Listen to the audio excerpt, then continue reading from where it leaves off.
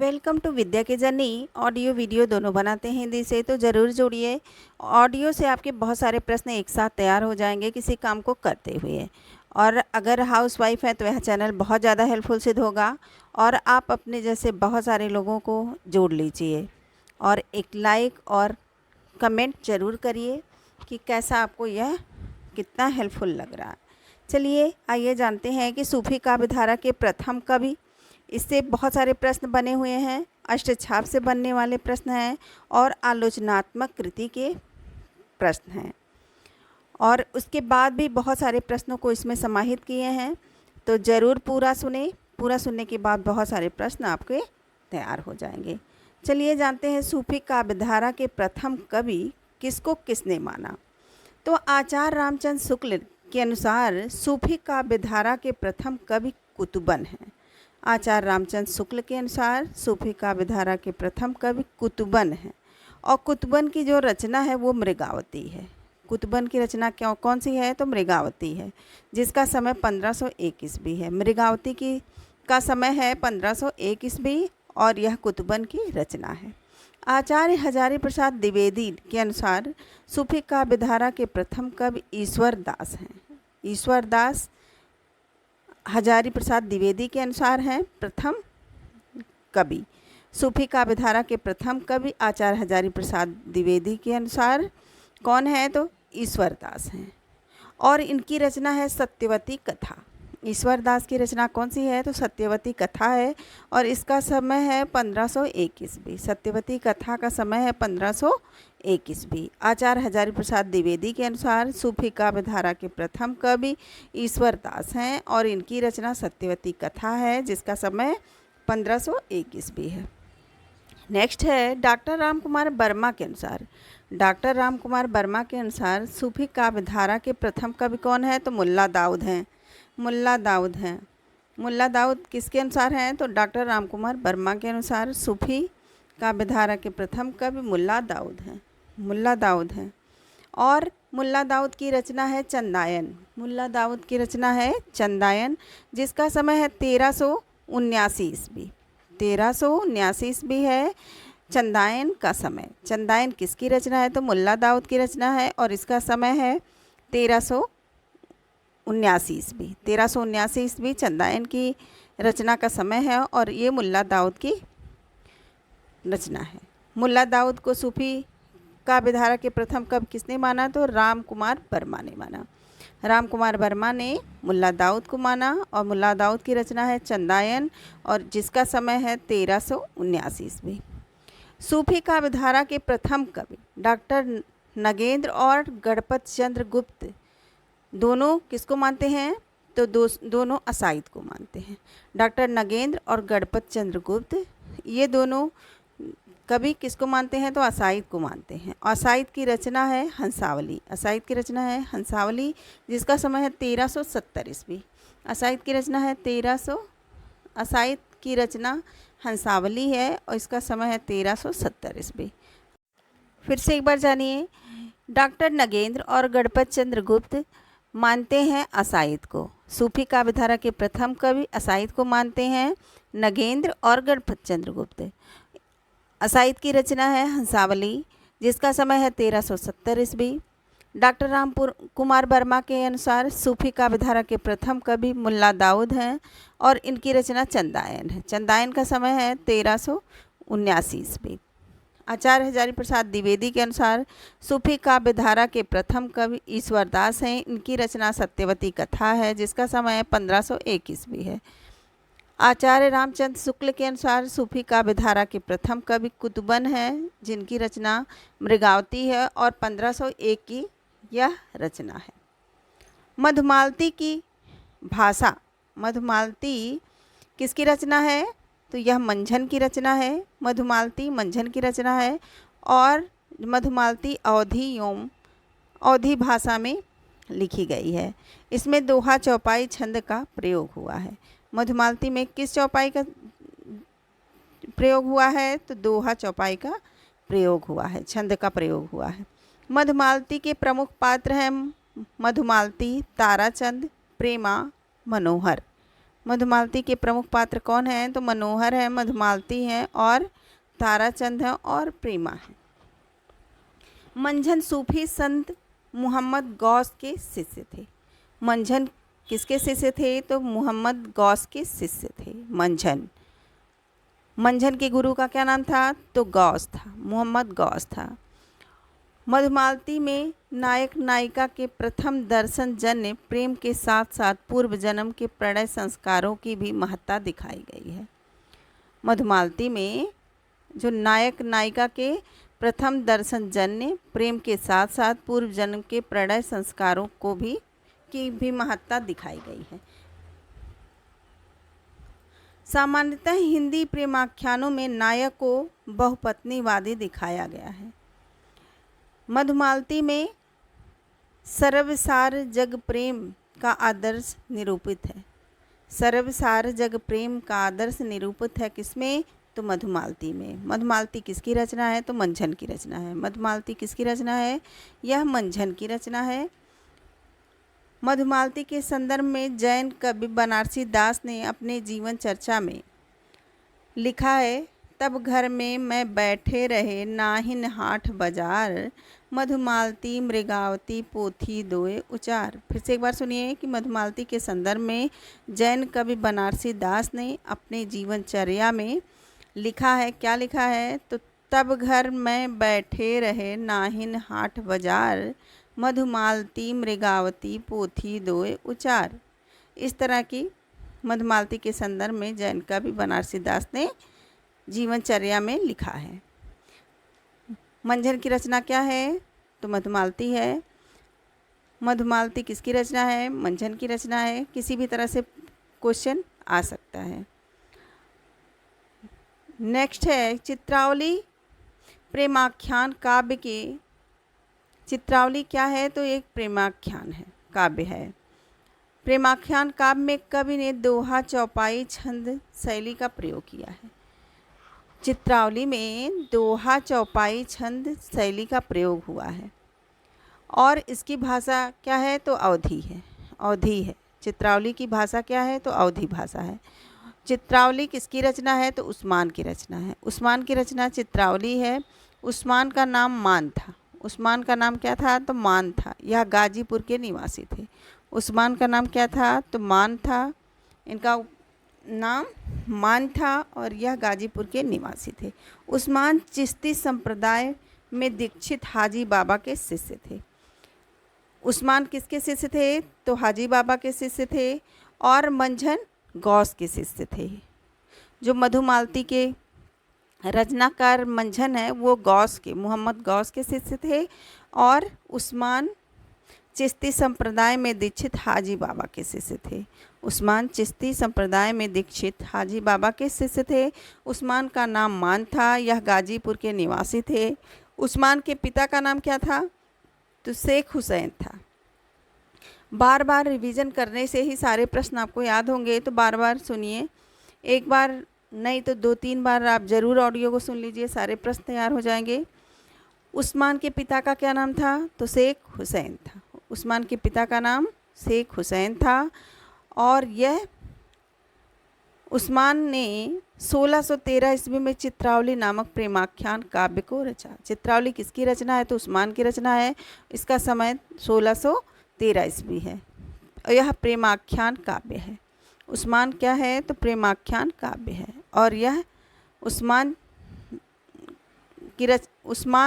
ने कौन सी रचना की थी? तो चित्रावली नामक रचना की थी और चित्रावली प्रेमाख्यान काव्य है और 1613 ईस्वी की रचना है। उस्मान का नाम मान था। यह गाजीपुर के निवासी थे और इनकी रचना थी चित्रावली, जिसका समय है 1613 ईस्वी और यह प्रेमाख्यान काव्य है।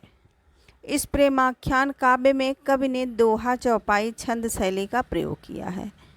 ये जो चित्रावली है इसमें कौन सी छंद का प्रयोग किया है? तो दोहा और चौपाई छंद शैली का प्रयोग किया है और इसकी भाषा थी अवधी, अवधी भाषा थी। इनकी कुछ पंक्तियां हैं, उस्मान की कुछ पंक्तियों को जानते हैं।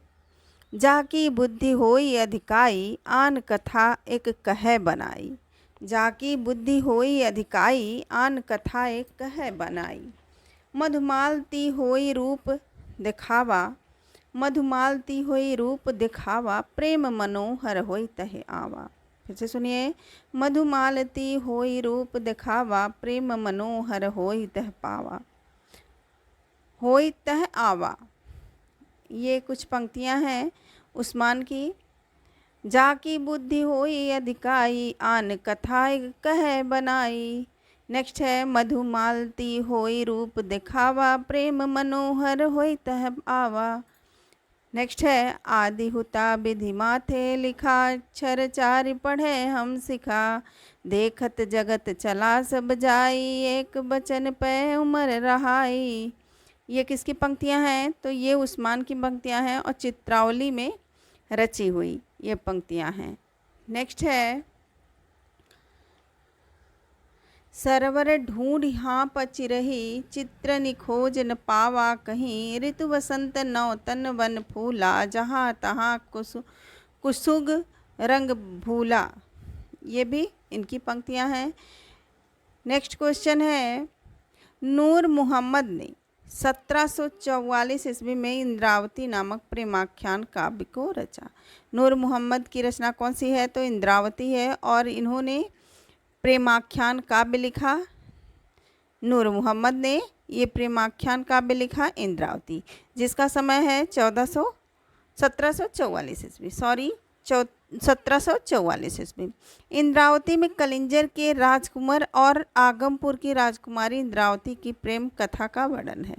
फिर से सुनिए, इंद्रावती में कलिंजर के राजकुमार और आगमपुर की राजकुमारी इंद्रावती की प्रेम कथा का वर्णन है।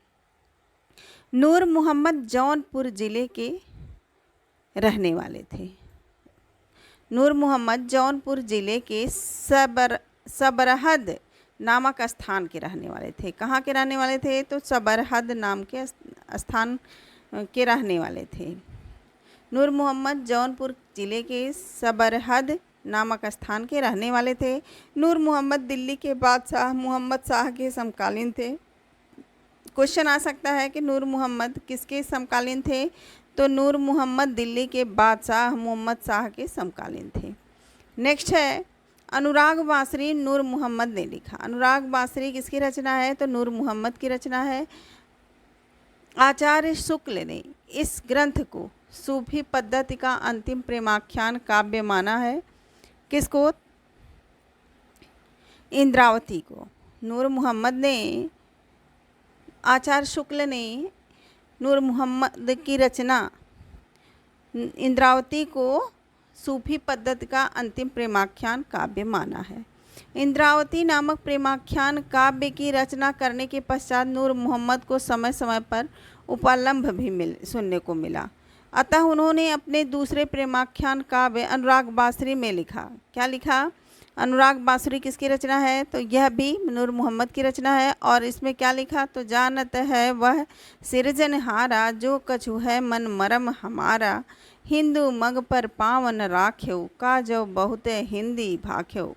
ध्यान से सुनिए, सारे याद हो जाएंगे। तो अनुराग बांसुरी नूर मोहम्मद की रचना है और नूर मोहम्मद ने अनुराग बांसुरी में लिखा है, जानत है वह सिरजन हारा, जो कछु है मन मरम हमारा। हिंदू मग पर पावन राख्यो, का जो बहुत हिंदी भाख्यो। अनुराग बांसुरी प्रेमाख्यान काव्य है और इसमें चौपाइयों के बीच में दोहा छंद ना रख के बरवे छंद रखा गया है। इसमें दोहा छंद नहीं है बल्कि बरवे छंद का प्रयोग किया गया है अनुराग बांसुरी में। अनुराग बांसुरी की भाषा अवधी है, कहीं कहीं पर ब्रज भाषा है। अनुराग बांसुरी की भाषा कौन सी है? तो अवधी है और कहीं कहीं पर ब्रज भाषा है। शरीर, जीवात्मा और मनोवृत्तियों को लेकर रचा गया रूपक काव्य है अनुराग बांसुरी। फिर से सुनिए, शरीर, जीवात्मा और मनोवृत्तियों को लेकर रचा गया रूपक काव्य है अनुराग बांसुरी। नूर मोहम्मद ने फारसी भाषा में राज कौतुहक नामक ग्रंथ की रचना की है। नूर मोहम्मद ने फारसी भाषा में रौज तुक हकायक नामक ग्रंथ की रचना की है। रौज तुक हकायक नामक रचना के रचनाकार कौन है? तो नूर मोहम्मद हैं। ध्यान से सुनिए, सारे प्रश्न याद हो जाएंगे। गोस्वामी तुलसीदास आलोचनात्मक कृति लिखे हैं। गोस्वामी तुलसीदास नाम से आलोचनात्मक कृति कौन लिखे हैं? तो आचार्य रामचंद्र शुक्ल और श्याम सुंदर दास ने लिखा है। गोस्वामी तुलसीदास नाम से आलोचनात्मक कृति लिखने वाले हैं कौन कौन? तो आचार्य रामचंद्र शुक्ल हैं और श्याम सुंदर दास हैं। राम कथा और तुलसी आलोचनात्मक कृति के नाम से किसने लिखा? तो कामिल बुल्के की रचना है। कामिल बुल्के की रचना है और यह आलोचनात्मक कृति है। राम कथा और तुलसी आलोचनात्मक कृति। राम कथा और तुलसी नाम से किसने लिखा? तो कामिल बुल्के की है। विश्व कवि तुलसी और उनके काव्य, तो राम प्रसाद ने लिखा। विश्व कवि तुलसी और उनके काव्य नाम से आलोचनात्मक कृति किसने लिखा? तो राम प्रसाद ने लिखा। तुलसी विविध संदर्भों में वचन देव कुमार, तुलसी विविध संदर्भों में ये किस नाम से किसने लिखा? आलोचनात्मक कृति किसने लिखी? तो वचन देव कुमार लिखे। तुलसी का काव्यादर्श, इस नाम से किसने आलोचनात्मक कृति लिखी? तो सुरेश चंद्र गुप्त। सुरेश चंद्र गुप्त ने लिखा तुलसी का काव्यादर्श। तुलसी का काव्यादर्श नाम से किसने लिखा? तो तुलसी का काव्यादर्श नाम से लिखा है सुरेश चंद्र गुप्त। तुलसी काव्य चिंतन, यह किसकी रचना है? आलोचनात्मक कृति है। तुलसी काव्य चिंतन यह कृति है राम प्रतिपाल मिश्र की। तुलसी काव्य चिंतन राम प्रतिपाल मिश्र की आलोचनात्मक कृति है। तुलसी आधुनिक वातायन से, तुलसी आधुनिक वातायन से यह रचना किसकी है और यह आलोचनात्मक कृति है? तो रमेश कुंतक मेघ की है। रमेश कुंतक मेघ की रचना है तुलसी आधुनिक वातायन से। तुलसी आधुनिक वातायन से रमेश कुंतक मेघ की रचना है और यह आलोचनात्मक कृति है।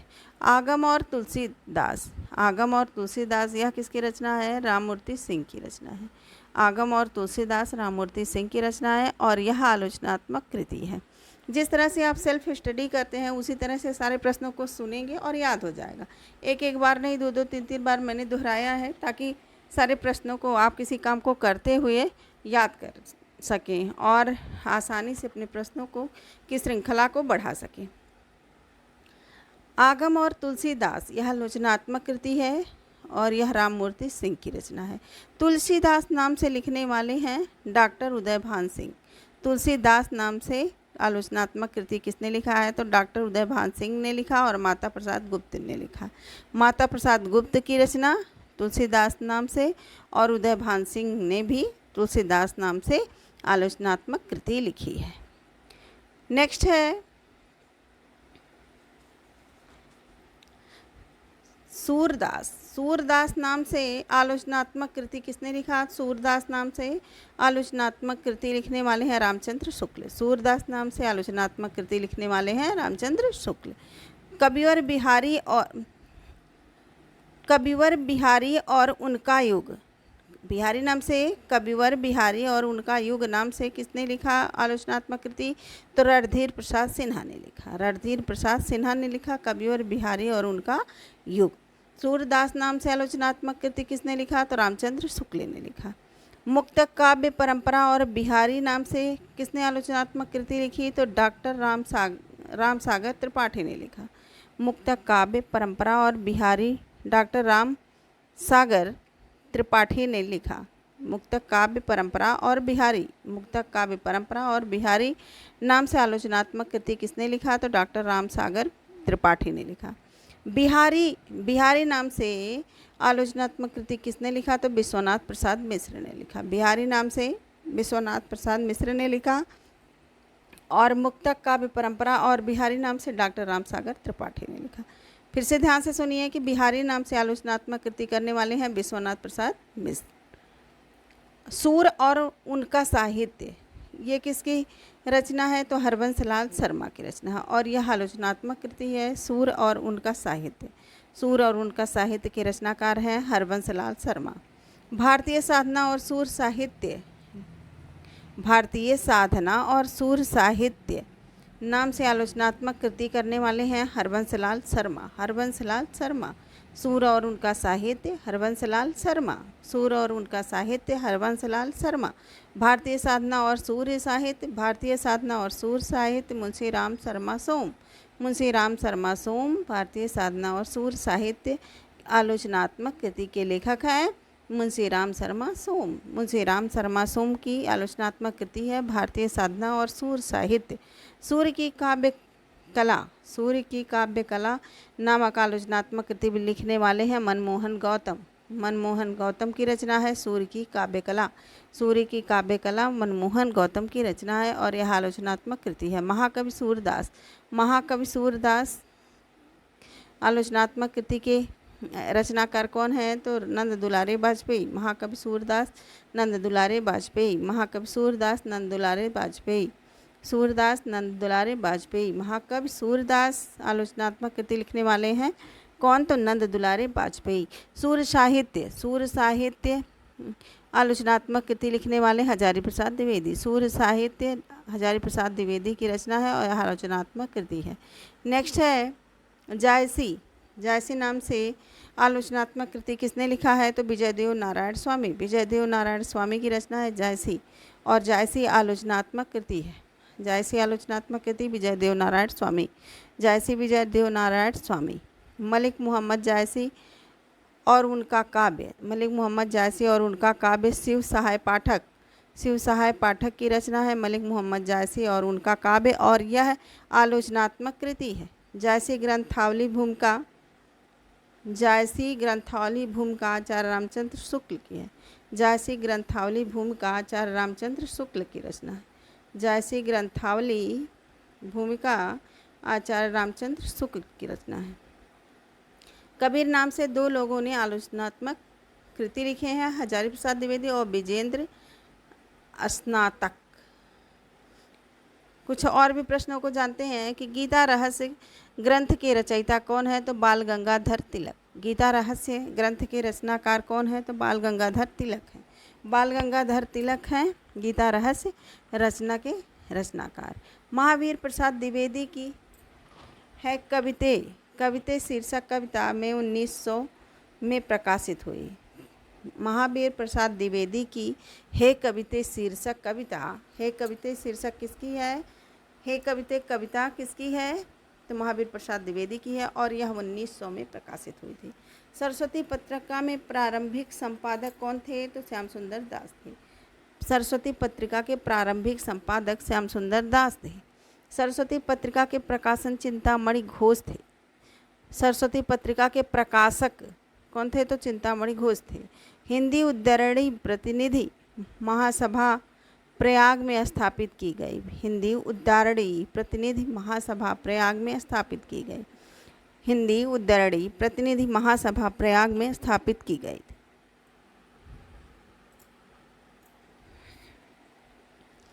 हिंदी उद्धरणी प्रतिनिधि महासभा प्रयाग में स्थापित की गई। महाकवि प्रसाद द्विवेदी का निबंध है।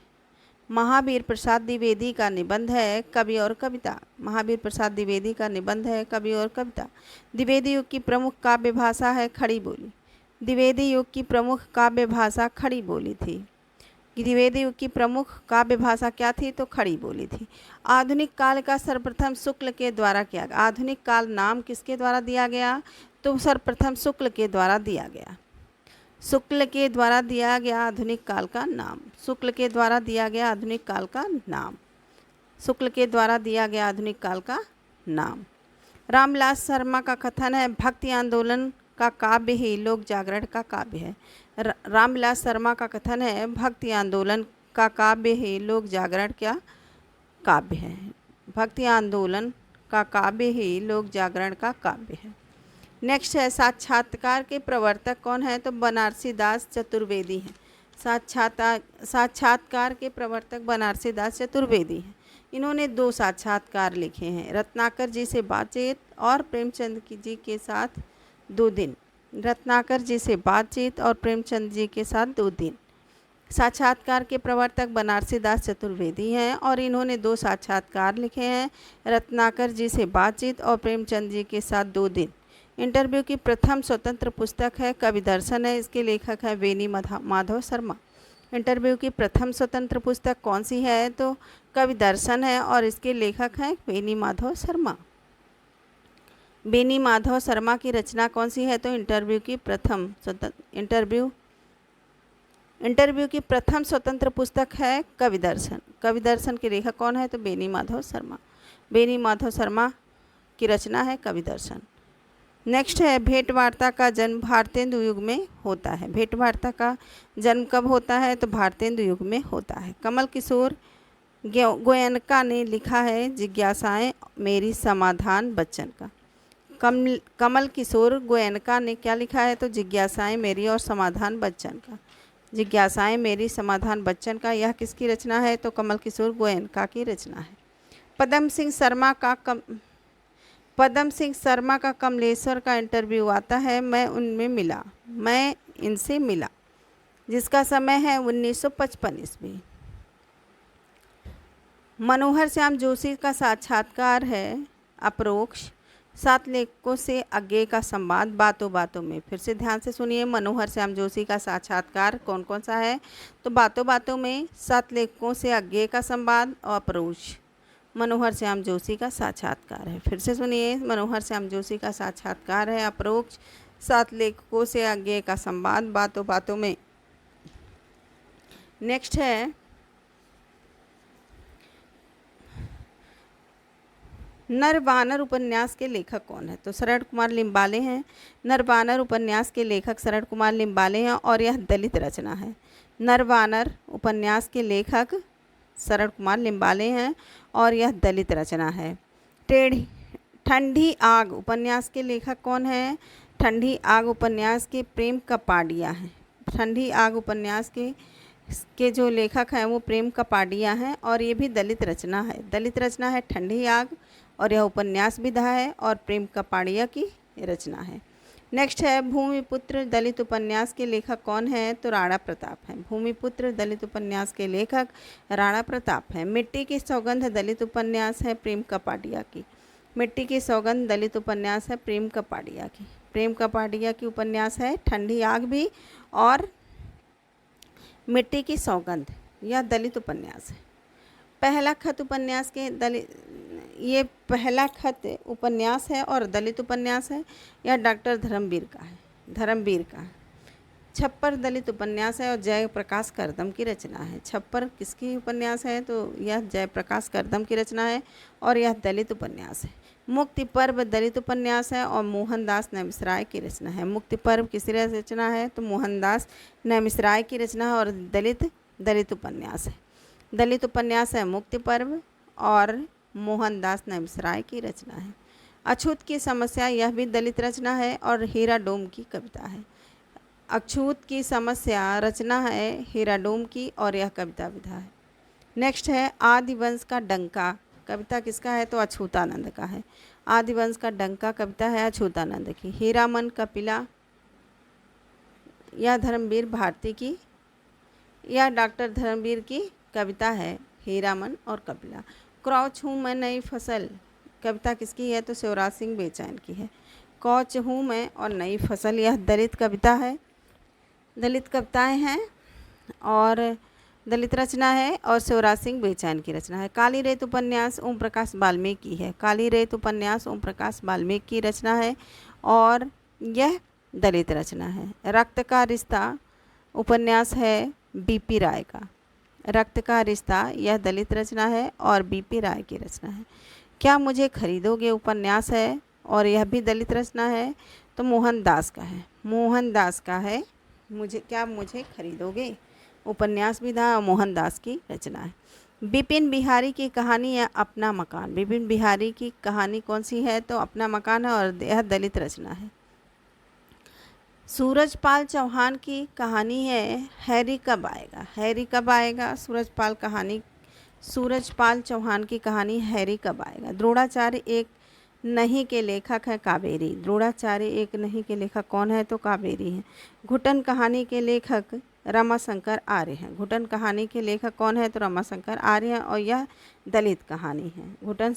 घुटन कहानी के लेखक रमाशंकर आर्य हैं और यह दलित कहानी है। प्रेमशंकर की कहानी, जो प्रेमचंद की कहानी है ठाकुर का कुआं, कफन और घास वाली, ये भी दलित कहानी है। प्रेमचंद की कहानी है ठाकुर का कुआं, कफन और घास वाली, यह दलित कहानी है। ओम प्रकाश वाल्मीकि की प्रथम कहानी है अंधेरे बस्ती। अंधेरे बस्ती रचना किसकी है? तो ओम प्रकाश वाल्मीकि की है और यह दलित रचना है। नेक्स्ट है अंबेडकर विरोधियों के चक्रव्यूह में, इसके लेखक कौन है? तो मोहनदास नेमिश्राय हैं। अंबेडकर विरोधियों के चक्रव्यूह में, यह दलित रचना है और किसकी है? तो मोहनदास नेमिश्राय की है। उठाई गिरी आत्मकथा किसकी है? तो लक्ष्मण गायकवाड़ की है। यमराज रामराज का न्याय नाटक है किसका? तो अछूतानंद का है। राम राज्य का न्याय नाटक है अछूतानंद का। दलित साहित्य पत्रिका के संपादक हैं जयप्रकाश करदम। दलित साहित्य पत्रिका के संपादक जयप्रकाश करदम हैं। हिंदी प्रथम व्याकरण लिखने वाले हैं जोशुआ केटलर। हिंदी का प्रथम व्याकरण लिखने वाले हैं जोशुआ केटलर। दलित साहित्य की पहली आत्मकथा मोहनदास नेमिश्राय ने लिखा। दलित साहित्य की पहली आत्मकथा मोहनदास नेमिश्राय ने लिखा। अक्करमासी आत्मकथा किसकी है? तो शरण कुमार लिम्बाले की है और यह दलित रचना है। अक्करमासी आत्मकथा है और शरण कुमार लिम्बाले की रचना है। जूठन आत्मकथा है ओम प्रकाश वाल्मीकि। जूठन आत्मकथा किसकी है? तो ओम प्रकाश वाल्मीकि की है। अपने अपने पिंजरे मोहनदास नेमिश्राय की रचना और यह दलित रचना है। अपने अपने पिंजरे मोहनदास नेमिश्राय की रचना है और यह दलित रचना है। नेक्स्ट है मुर्दहिया के लेखक कौन है? तो तुलसीराम है। मुर्दहिया कई बार पूछा भी गया है, टीजीटी और पीजीटी में यह क्वेश्चन आया हुआ है कि मुर्दहिया के लेखक कौन है? तो तुलसीराम है और यह दलित रचना है। तिरस्कृत आत्मकथा सूरजपाल चौहान की है। तिरस्कृत आत्मकथा किसकी है? तो सूरजपाल चौहान की है।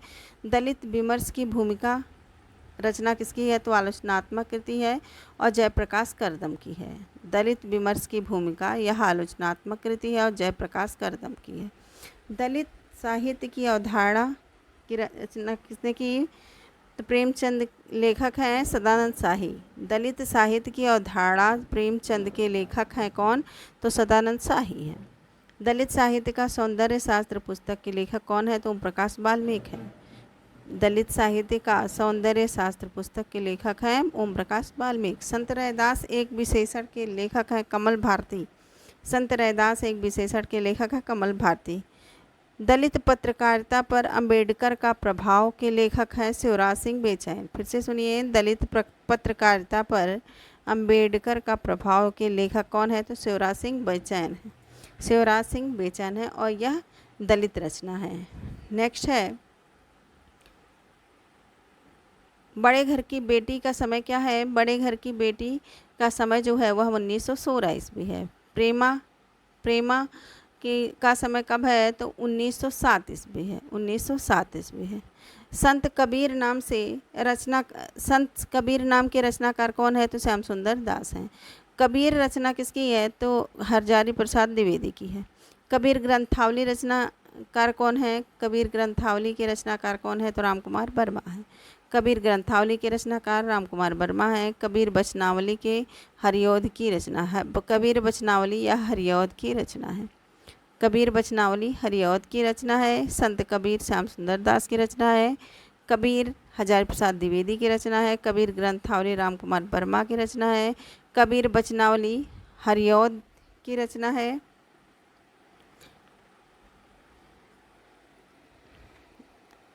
विद्यापति के बारे में जानते हैं। तो विद्यापति का जो जन्म हुआ था वह 1368 ईस्वी में हुआ था। 1368 ईस्वी में हुआ था और बिस्पी नामक स्थान पर हुआ था और यह बिहार में है, दरभंगा बिहार में। और इनके पिता का नाम था ठाकुर गणपत महाराज। ये राजा शिव सिंह के आश्रयदाता थे और संस्कृत मैथिली अवहट्ट भाषा में इनकी रचनाएं थी। विद्यापति की रचनाएं किसमें थी? तो संस्कृत मैथिली अवहट्ट भाषा में इनकी रचनाएं थी। और विद्यापति का उपनाम है मैथिल कोकिल, अभिनव जयदेव, कवि कंठाहार, खेलन कवि, अवहट्ट के कवि, अभिमान मेरु, अपरूप का कवि, ये सब कवि शेखर, ये सारे नाम उपनाम हैं विद्यापति के। विद्यापति को झूलन कवि कहा जाता है, कवि कंठाहार कहा जाता है, बहुत सारे नाम हैं इनके। नेक्स्ट है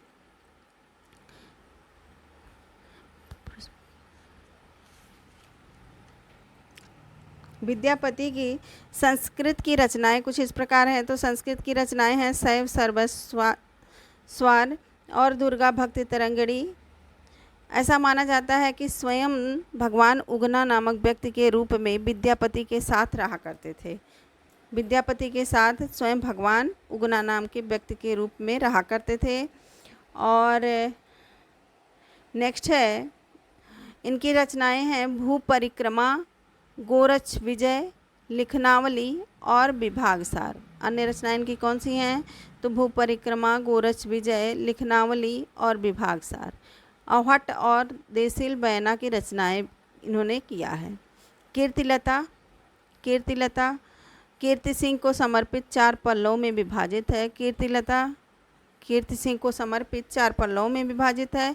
और विद्यापति की कीर्ति पताका यह भी शिव सिंह को समर्पित है और यह अप्रकाशित रचना है। नेक्स्ट है, मैथिली भाषा की रचनाएं। विद्यापति की प्रसिद्धि का आधार इनकी पदावलियां हैं और इन पदावलियों को विषय की दृष्टि से 3 भागों में बांटा जा सकता है: वंदना और नचारी, राधा कृष्ण की प्रणय लीला और विविधा। पदावली, विद्यापति की पदावली एक संकलन ग्रंथ है। पदावली कैसा ग्रंथ है? तो संकलन ग्रंथ है। पदावली किसकी रचना है? तो विद्यापति की रचना है, जिसमें राधा कृष्ण, सीता, दुर्गा और गंगा की वंदना के साथ प्रार्थना और नचारियाँ भी हैं। विद्यापति को वैष्णव माना श्याम सुंदर दास तथा ब्रिजनंदन सहाय ने। विद्यापति को वैष्णव माना किसने? तो श्याम सुंदर दास तथा ब्रिजनंदन सहाय ने माना। डॉक्टर नगेंद्र का कथन है कि इनके नयनों की प्यास अमिट थी, नयनोत्सव का ऐसा रंग और ऐसी रंगोज्ज्वल शब्दावली विद्यापति को छोड़कर साहित्य में अन्यत्र दुर्लभ है। यह डॉक्टर नगेंद्र का कथन है। विद्यापति की अवहट्ट भाषा को शुक्ल जी ने टकसाली भाषा कहा है। शुक्ल जी ने विद्यापति की अवहट्ट भाषा को टकसाली भाषा कहा है। विद्यापति ने स्वयं कीर्तिलता अवहट्ट को पुरुष कहानी कहा है। यह भृंगी भृंगी संवाद के रूप में चित्रित है। भृंगी भृंगी संवाद के रूप में चित्रित है कीर्तिलता। विद्यापति ने स्वयं कीर्तिलता अवहट्ट भाषा में जो है उसको पुरुष कहानी कहा है। यह भृंगी भृंगी संवाद के रूप में चित्रित है। नेक्स्ट है, नाट्य शास्त्र में रूपक कितने हैं? तो 10 हैं। नाट्य शास्त्र में रूपक 10 हैं। कादंबरी में 3 प्रकार की शैलियाँ हैं। कादंबरी में कितने प्रकार की शैलियाँ हैं? तो 3 प्रकार की शैलियाँ हैं: उत्कालिका प्राय, चूड़क एवं मुक्तक। नेक्स्ट है, माधव हम हरि नाम निराशा, तुहे जग तारण दीन दया मैं आते तुहर विश्वासा। यह विद्यापति की प्रमुख पंक्तियां हैं। निराला ने विद्यापति की पदावली को मादकता का नागिन की लहर कहा। फिर से सुनिए, निराला ने विद्यापति की पदावली की मादकता को नागिन की लहर कहा है। बच्चन सिंह ने क्या कहा है? विद्यापति को जातीय कवि कहा है। विद्यापति को जातीय कवि कहा है बच्चन सिंह ने। जातीय कवि कहा है बच्चन सिंह ने विद्यापति को। विद्यापति की जो पंक्तियां हैं कुछ इस प्रकार हैं: तो माधव हम हरि नाम निराशा, तो है जग तारण दीन दया मैं अतः तुहार विश्वासा। नेक्स्ट है, सरस बसंत समय भल पावली, छछन पवन बह धीरे, सपनहु रूप बचन इक भाजिए, मुख से दूरी करूँ धीरे। इससे वीडियो भी बन चुके हैं तो ज़रूर देखिए उसको। सुन सेज पिय सालय रे, पिय बिनु घर मोहे आज बिनती करे, सुसहलिन रे मोहि देह आगेर साज।